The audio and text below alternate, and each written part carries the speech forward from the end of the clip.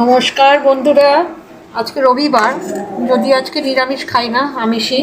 তবু আজকে আমার বরকর্তা মশাই বললো একটু গ্যাঁদাল পাতার বড়া করো। এই দেখতেই পাচ্ছেন গ্যাঁদাল পাতা কুচি কুচি করে ধুয়ে কুচি কুচি করে রেখেছি। আর এই মিক্সিতে আমি পেস্ট করে রেখেছি। আধ ঘন্টা মুসুরির ডাল আর আতপ চাল ভিজিয়ে রেখেছিলাম। দিয়ে আধ ঘন্টার পরে হাঁচড়িতে জল ঝরিয়ে একটু রোদে শুকিয়ে নিলাম। শুকিয়ে বেশ ঝরঝরে করে নিয়ে আমি মিক্সিতে দেখুন পেস্ট করে নিয়েছি। শুকনো জল না, জল দিলে খুব অসুবিধা হয়, মানে ওঠে না, গায়ে গায়ে লেগে থাকে।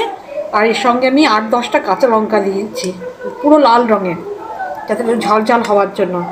এটা গেল গ্যাঁদাল পাতার সাথে এই চাল বাটা, মুসুরির ডাল বাটা আর লঙ্কা বাটা।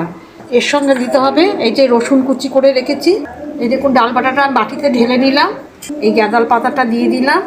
এখানে 8-10খানা রসুনের কোয়া আছে। এই রসুন না দিলে না গ্যাঁদাল পাতার গন্ধটা যাবে না, রসুনটা দিলে খুবই ভালো লাগবে। নুন দিলাম, কালো জিরে দিলাম, একটু তো হলুদ লাগবেই। আর একটু ব্যালেন্সটা রাখার জন্য একটু মিষ্টি দিতে তো হবেই। কালো জিরে আমি দিয়েছি, কালো জিরের বদলে আপনারা দিতে পারেন জিরে, গোটা জিরে। গন্ধের জন্য অনেকেই খেতে পছন্দ করে না, এরকম করে করবেন, দেখবেন খুবই ভালো হবে। যাই হোক, আপনারা খেয়ে অবশ্যই কমেন্ট করে জানাবেন। খুব ভালো লাগলে একটা লাইক দিয়ে দেবেন। পরের ভিডিওতে আপনাদের সাথে দেখা হবে।